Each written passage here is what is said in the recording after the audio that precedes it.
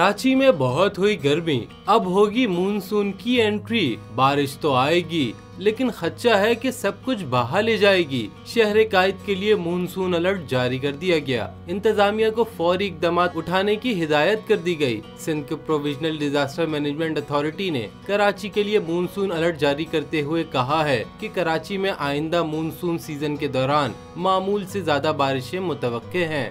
जुलाई और अगस्त के दरमियान बारिशों में 100% से ज्यादा इजाफे की पेशगोई की गई है। कमिश्नर कराची हसन नकवी ने कहा कि तमाम मुतल्लिका इदारों को मूसलाधार बारिश से निपटने के लिए पेशगी हिदायत जारी कर दी गई हैं। उन्होंने कहा कि अगर तेज बारिश होती है तो बड़े नुकसान का खदशा है, क्योंकि शहर में बड़े नाले कचरे की वजह से भरे पड़े हैं।